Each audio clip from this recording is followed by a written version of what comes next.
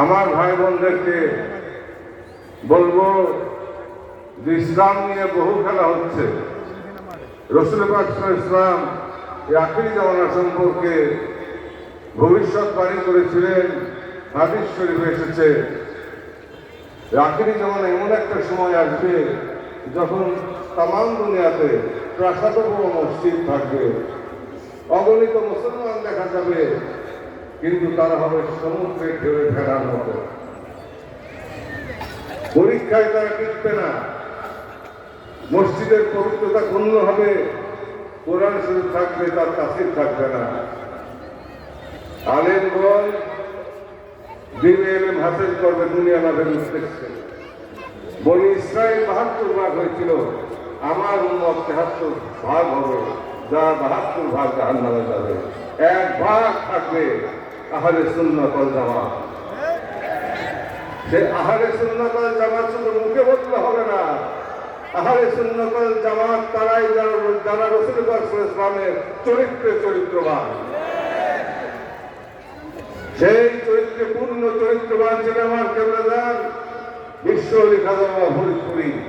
তেনারই সংস্পর্শে, তেনারই সান্নিধ্যে আপনারা সেই খাসলত, সেই গুণ, সেই জ্ঞান আপনারা লাভ করেছেন, লাভ করছেন এবং লাভ করবেন। আল্লাহ তাআলার রহমত, আল্লাহ তাআলার আপার রহমতের করুণার বৃষ্টি আপনাদের উপর অবারিতভাবে বর্ষিত হতেই থাকবে। কারণ আপনাদের মধ্যে একতা, আপনাদের মধ্যে ইমানের দৃঢ়তা, আপনাদের মধ্যে সাম্যের শিক্ষা, ভ্রাতৃত্বের শিক্ষাকে প্রধান শিক্ষা দিয়েছেন। কলেমার উপরে আপনাদেরকে প্রতিষ্ঠিত করেছেন এবং নামাজ, রোজা, হজ, যাকাতের আহকাম সম্পর্কে আপনাদেরকে শিক্ষা দিয়েছেন। হুজুরি কালে কিভাবে নামাজ পড়তে হয় তার শিক্ষা দিয়েছেন। নামাজের মধ্যে আল্লাহ তাআলার মেরাজের জগতে কিভাবে যেতে হয়, আল্লাহ তাআলার সান্নিধ্য কিভাবে পেতে হয় তাও তিনি শিক্ষা দিয়েছেন। আজকে সেই আত্মশুদ্ধির পথকে, তাজকিয়ায়ে নফসের পথকে, সেই আল্লাহ তাআলার রেজাউল্লি হাসিলের পথকে অস্বীকার করা হয়। অথচ আল্লাহ পাক বলেন মান কানা ফি হাযিহি ওমা ফাহুয়া ফি আখিরাতি আমা, যারা দুনিয়াতে অন্ধ থাকবে পরপারেও তারা অন্ধ হয়ে উঠবে। আল্লাহ তাআলা আরো ইরশাদ করেন ওমা ইউদলিল ফামান তাজআলা লাহু ওয়ালিয়্যাম মুরশিদা, হে নবী আমি যাদেরকে হেদায়েত দান করব না, আপনি তাদের জন্য বান্ধবরূপী পথ প্রদর্শক বা অভিভাবক পাবেন না। রাসূল পাক সাল্লাল্লাহু আলাইহি ওয়াসাল্লাম ইরশাদ করেন যে আমার উম্মতের ভিতরে এমন উম্মত থাকবে যারা হাকিমুল উম্মত হবে, যাদের মর্যাদা আল্লাহর দরবারে বনি ইসরাইলের নবীদের মতো হবে বা তার চাইতেও শ্রেষ্ঠ হবে।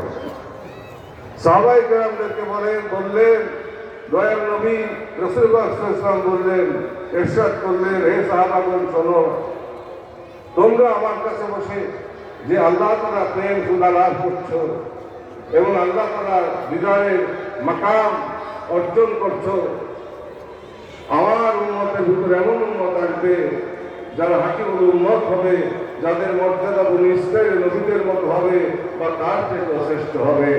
আমার কাছে বসে তোমরা যে নিয়ামত হাসিল করছো, আমার প্রতিনিধিদের কাছে বসেও, হাকিমুল উম্মতদের কাছে বসে আমার ভবিষ্যৎ উম্মতগণ কিয়ামত পর্যন্ত সেই নিয়ামত লাভ করতে থাকবে। অতএব আমার উম্মতের কোনো ভয় নাই। সেজন্য ওলিয়াল্লাহ সকল পাওয়া বড় কঠিন। অতি ভাগ্যের গুণে মুর্শিদের বোধ, অতি ভাগ্যের গুণে কামিনীর গুণ, অতি ভাগ্যের গুণে মুর্শিদের বোধ, অতি ভাগ্যের গুণে রাজকুমার, অতি ভাগ্যের গুণে রাজকুমার। আল্লাহ তাআলা যাদেরকে ভাগ্যবান করেছেন, আল্লাহ পাকি তাদের জন্য ওলিয়ে কামেল, আকামেল ওলি, মুর্শিদে কামেল দান করেছেন পথ দেখানোর জন্য, অভিভাবক হিসাবে। সেজন্য কেবলাদান বলতেন, বাবা পীরের মতো দরদি নাই, পীরের মতো দরদি হবেও না। সেদিন বুঝবা যেদিন তোমার পাকদিন, তোমার পীরের পাকদিনের সাথে মিশে যাবে, তখন রূপনাবাদ তোমার পীরের দিল হইতে, রূপনাবাদ করিয়া হইতে এমনই এক অঞ্চল তোমরা লাভ করতে থাকবা যা বেহেশত মিলবে না। সেই রূপনাবাদ করিয়া হচ্ছে তোমার পীরের পাকদিন। এটাই হচ্ছে সেই প্রেমের পথ, এটাই হচ্ছে সিরাজ মুনিরার সেই পথ, এটাই হচ্ছে নবী প্রেমের পথ।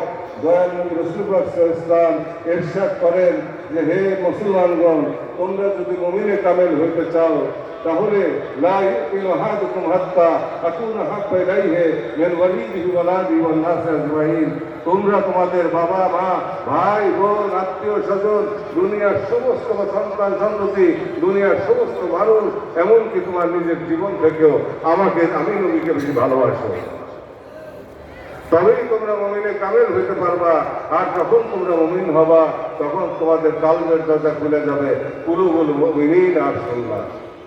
রাসূলুল্লাহ সাল্লাল্লাহু আলাইহি ওয়াসাল্লাম আরো ইরশাদ করেন সালুহা কুল্লিহি ওয়া ফাসাদাত কুল্লিহি আলা ওয়া হিয়াল কালব কুলুবুল মুমিনিন আর সুন্নাহ। এই কালবের জ্ঞান, এই কালবের সলিম, এই কালবের বিষয়ে আমাদের মধ্যে কোনো কথা নাই, এই নিয়ে আমাদের চর্চাও নাই। অতএব এই শ্রেণীর নামাজিরা নামাজও পড়বে, মিথ্যা কথাও বলবে, নামাজও পড়বে, ঘুষও খাবে, নামাজও পড়বে, সুদও খাবে, নামাজও পড়বে, মানুষকে হত্যা করবে, নামাজও পড়বে, আবার দেখা যাবে যে মানুষের ক্ষতি করবে, পরের হক আত্মসাৎ করবে এবং মানুষকে পদদলিত করবে, চক্রান্ত ষড়যন্ত্র করবে। তারা সবকিছুই করবে সমান্তরালভাবে, কিন্তু তারা ভুলে যায় যে আল্লাহু আলিমুম বিযাতিস সুদূর, আল্লাহ অন্তরের খবর রাখেন। আল্লাহ বলেন আমি তোমার বাহ্যিক সুরত দেখি না, আমি দেখি তোমার হৃদয়।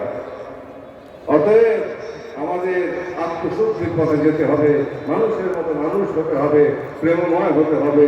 সূরা বাকারায় আল্লাহ পাক ইরশাদ করেন যে তোমরা আমার রঙের রঙিন হও। আল্লাহ তাআলার রং কি? আল্লাহ তাআলা প্রেমময়, আল্লাহ তাআলা ক্ষমাশীল, আবার আল্লাহ তাআলা কঠিন শাসনও করে থাকেন। তবে আল্লাহ তাআলার ক্ষমা এবং প্রেমই ৯৯ ভাগ। অতএব আমাদেরকে প্রেমিক হতে হবে, আমাদেরকে ক্ষমাশীল হতে হবে, আমাদেরকে একতাবদ্ধ হতে হবে, আমাদেরকে সাম্যের গান গাইতে হবে, আমাদেরকে মনুষ্যত্বের মূল্যবোধের এই অবক্ষয়ের যুগে সেই মনুষ্যত্বের, সেই মানবতার মানবিক মূল্যবোধের সেই পোশাকে আবার সজ্জিত হতে হবে। মানুষের মতো মানুষ আমাদেরকে হতে হবে।